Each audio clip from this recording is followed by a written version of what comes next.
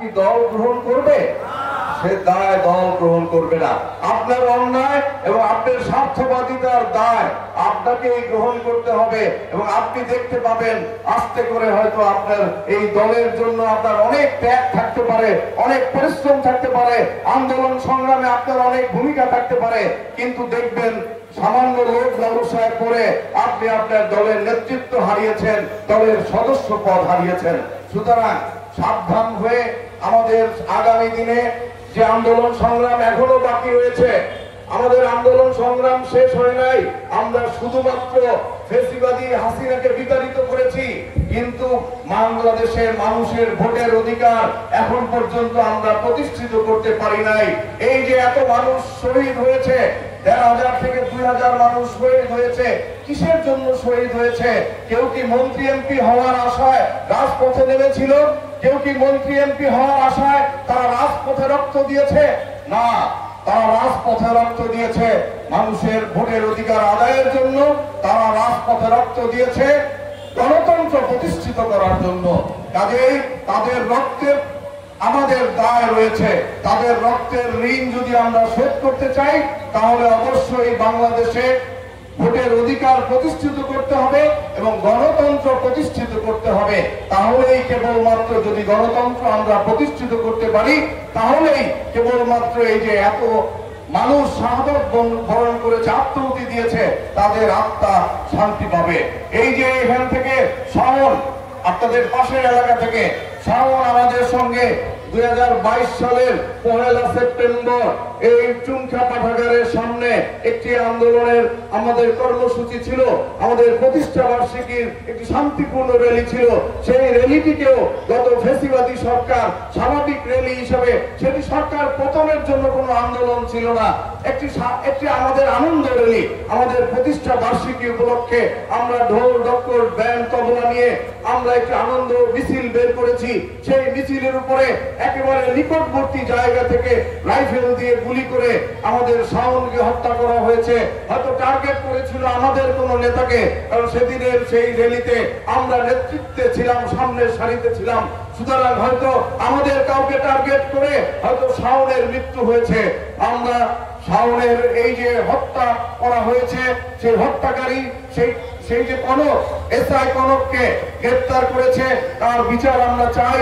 এবং এভাবে গত ১৫ বছর ফ্যাসিবাদ বিরোধী আন্দোলন সংগ্রাম করতে গিয়ে আমাদের মধ্য থেকে যাদেরকে শহীদ করা হয়েছে, যাদেরকে গুম করা হয়েছে, খুন করা হয়েছে, প্রত্যেকটি হত্যাকাণ্ডের বিচার আমরা অবশ্যই চাই। সেই সঙ্গে সঙ্গে গত এই যে ২৪ জুলাই আগস্ট মাসে যারা শাহাদত বরণ করেছে, ১,৫০০ থেকে ২,০০০ সাধারণ ছাত্র জনতা, তাদেরকে যারা হত্যা করেছে, প্রত্যেক হত্যার অবশ্যই সুষ্ঠু বিচার বাংলাদেশের মাটিতে আমরা দাবি করছি। এবং যারা এই হত্যাকাণ্ডকে আপনার ভিন্ন দিকে প্রবাহিত করতে চায়, জুলাইয়ের এই যে আমাদের যে শোকের একটি মাস, এই যে জুলাইয়ে এত মানুষ শাহাদত বরণ করেছে, আমরা ৩৬ দিনের শোক ঘোষণা করেছি। সুন্দর মতো আমরা এই শোকটা পালন করব, কিন্তু আমরা কি দেখলাম? ওই যে চকবাজারে ষড়যন্ত্রমূলক ভাবে একটি নির্মম ঘটনা ঘটিয়ে এই শোকের মাসকে কলুষিত করার চেষ্টা করা হয়েছে। এরপরে আবার দেখলাম কুমিল্লাতে একজন মসজিদের ইমামকে হত্যা করে এই শোকের মাসকে কলুষিত করা হয়েছে। এভাবে আমরা দেখেছি যে এই যে একটি প্লেন দুর্ঘটনা ঘটিয়ে উত্তরায় দুর্ঘটনা ঘটিয়ে এখানে অনেকগুলো শিশুকে হত্যা করা হয়েছে।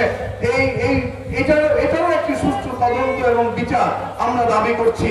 আমাদের সন্দেহ হচ্ছে এই ঘটনাকে কেন্দ্র করে কোনো নাশকতা হয়েছিল কিনা, সেই নিয়ে আমাদের জনমনে প্রশ্ন দেখা দিয়েছে।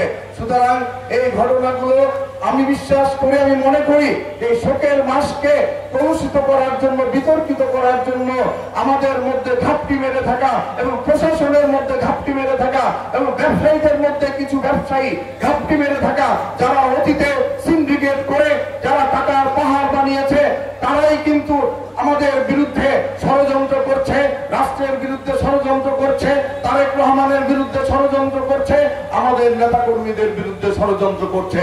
সুতরাং আমাদেরকে সতর্ক থাকতে হবে, সজাগ থাকতে হবে, নিজেদের মধ্যে যেন আমরা কোনোভাবে বিভক্ত না হই।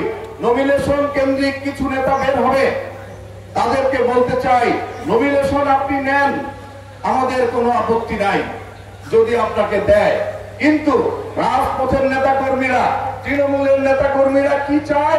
তৃণমূলের নেতা কর্মীরা তাদের সাথে নেতৃত্ব যারা দিয়েছে, যারা রাজপথে ছিল, যারা অতীতে আন্দোলন সংগ্রামে ছিল, যারা গণতন্ত্র প্রতিষ্ঠার সংগ্রামে রাজপথে থেকে জীবন বাজি রেখেছে, তাদের মধ্য থেকেই তৃণমূলের নেতা কর্মীরা চায় নমিনেশন দিতে। তৃণমূলের নেতা কর্মীরা যা চায় অবশ্যই দল সেটাই চায়। দল তার তৃণমূলের নেতা কর্মীদের বাইরে গিয়ে কোন সিদ্ধান্ত গ্রহণ করবে না।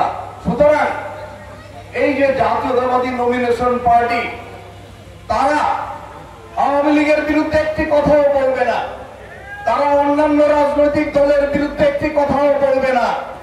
তারা শুধু বলবে বিএনপি তৃণমূলের নেতা কর্মী যারা আন্দোলন সংগ্রামে ছিল তাদের বিরুদ্ধে কথা বলবে। আমরা দলকে দুই ভাগ করতে চাই না। এই তৃণমূলের নেতা কর্মীদের নেতৃত্ব মেনে আপনারা দলে অংশগ্রহণ করে কাজ করেন। গত 15 বছর তো ঘাটতি বেড়েছিলেন, মানুষকে বলেছেন, আপনাদের কাছের লোকজনদেরকে আপনারা বুঝিয়েছেন আন্দোলন সংগ্রামে যাবি না, হাসিনাকে নামানো যাবে না, এইসব কথা বলেছেন, এইসব কথা বলেছেন। কিন্তু আমরা বিশ্বাস করেছি এই উপরে আল্লাহ, আর নিচে আমরা বিশ্বাস করেছি তারেক রহমানের উপরে। তারেক রহমান বলেছে অবশ্যই ফ্যাসিবাদের পতন হবে। তার কথার উপরে বিশ্বাস রেখে আমরা আপনাদেরকে সঙ্গে নিয়ে রাজপথে জীবন বাজি রেখে আজকে হাসিনার মতো একটি শক্তিশালী অপশক্তিকে আমরা বাংলাদেশ থেকে বিতাড়িত করেছি। আগে দলকে বিভক্ত করার যত ষড়যন্ত্রই করেন, তৃণমূলের নেতা কর্মীদেরকে বিভ্রান্ত করার শক্তি হাসিনারও হয় নাই, অতীতে কোনো ষড়যন্ত্রকারীও পারে নাই। আপনারাও তৃণমূলের নেতা কর্মীদেরকে বিভ্রান্ত করে বিভক্ত করতে পারবেন না।